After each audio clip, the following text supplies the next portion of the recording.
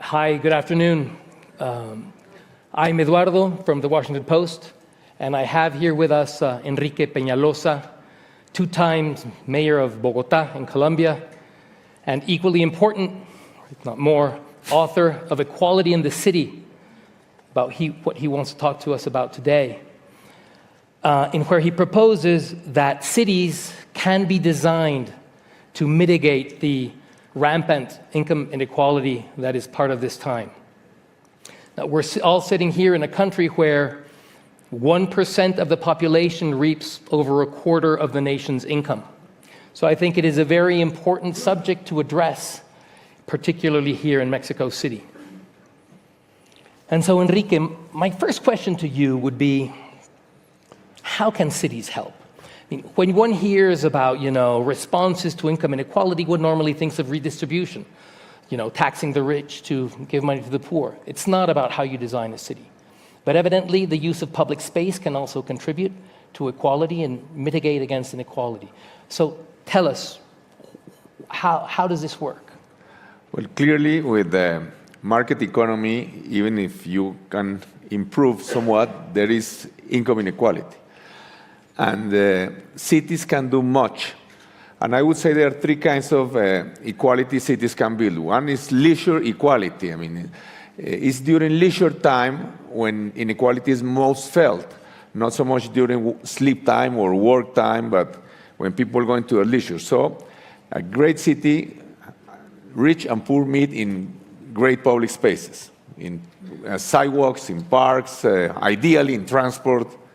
Another kind of equality is what I would call a quality of life equality, that everybody should have access to green, to sports facilities, to music lessons without being wealthy.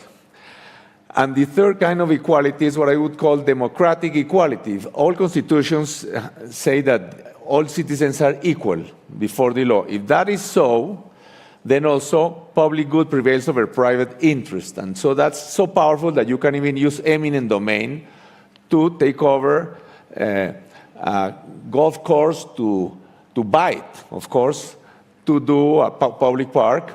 Or if all citizens are equal, a bus with 150 passengers has a right to 150 times more road space than a car with 1. Or someone in a bicycle has the right to the same amount of road space as the one in the car, or a pedestrian has the right to the same amount of road space as somebody in a car. This sounds theoretical, but it can be very powerful. So tell us, in fact, about how this works in practice. I mean, you were Mayor of Bogotá twice, and so you implemented some of these ideas. So tell us how it worked in practice. Well, it's, for example, I had a war. I was almost impeached. I had my hair black before this. For doing something that seems very obvious, getting cars off the sidewalks or where there should be sidewalks. Because, of course, in developing countries, and at that time even more so in '98, those with cars were only the wealthiest minority, and those who walk mostly tend to be lower-income citizens. So it's a war to get public space for people. Also, so we did something that had never been done there. We did bikeways, even much before New York or Paris. And again, we created a network of bikeways, protected bikeways, more than 250 kilometers long at that time.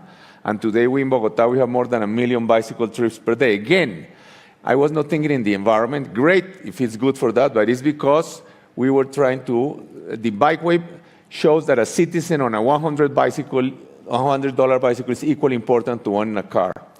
We also created the BRT, the Transmillennial Bus System, based again in this principle, and now it moves 2.5 million people daily, and is being increased by more than 60%. We did also some land reform, urban land reform. We did housing projects, intervening land. In the 2 times I was mayor, for around 500,000 people.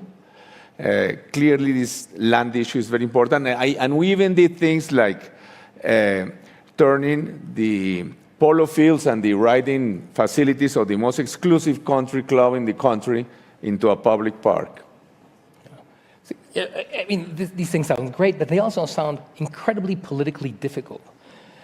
And so, I mean, I guess my next question would be, how do you build the political consensus to battle against kind of like power structures that are not going to like the golf course to be turned into a park, like the NIMBYism that one sees in many cities where even very progressive and liberal communities resist construction that will bring perhaps poor people into their communities. There's a very great recent example of the other city in which I live, which is in New York, where there was this plan called congestion pricing. They took years to put it together. It was a fantastic plan to charge people to go into New York City, into Manhattan, with their car, and they would use the money from that fee to invest in public transport. Well, they finally got a deal, and weeks before it was going to be implemented, the Democratic governor of New York nixed it. And why did she nix it? Because she needed 5 congressional seats in suburban New York in this coming election. And the suburban voters around New York City hated congestion pricing. So this was, I mean, really a massive upset in a very liberal city. So if New York can't do this kind of stuff, what can anybody else do? Well, it was very difficult at first, huge war. Now in Bogotá, nobody would question that wherever possible, you have to create an exclusive bus lane because it is more efficient, more democratic. But of course, we lost many battles. I only told you about the ones we won. For example, we were going to do some park around a nearby reservoir with a bikeway where there were many country houses of upper-income people, and they were able to manipulate, let's not go into the details, the environmental agency to block this part because they did not want the people going in bicycles in front of their homes. Or we were going to do this, Bogotá has some beautiful mountains alongside it, and to put a walkway along the mountains, and the upper-income people didn't want the lower-income people who have homes next to the mountains walking through the neighborhoods on the way to the mountain path, so they were able also to. I would say there are many ways to construct equality that do not imply conflict. Like, for example, when we build beautiful libraries or cultural and sports centers in low-income neighborhoods, they construct equality, or beautiful schools. We made a lot of schools, the hundreds of parks, but they are not difficult. But perhaps I think the most important ones are those that imply battles, conflict. And that's, but I would say what I try to say in my book is that one of the biggest obstacles to creating a better city is inequality. And also a good city constructs equality. I think, for example, that the Netherlands has much more bicycle users than Italy or Spain, or especially much earlier, not just because it's more level, but also because it's a more egalitarian society. And so it has been easier for wealthy and powerful people to use bicycles always and to give priority to bikeways. So this is I would say, equality can be a very powerful criteria to judge whether a city is a good one or not so good one. So before the trapdoor opens and we're sent into another dimension, let me squeeze in a last question here. I think your most important recommendation is about the future. You make this observation in your book that about 80% of the urban space that we'll be living in the year 2100 has not yet been built. It will be built from now to then in Africa and Asia mainly. So what can we learn from how we've built cities so far to make this a more egalitarian kind of project?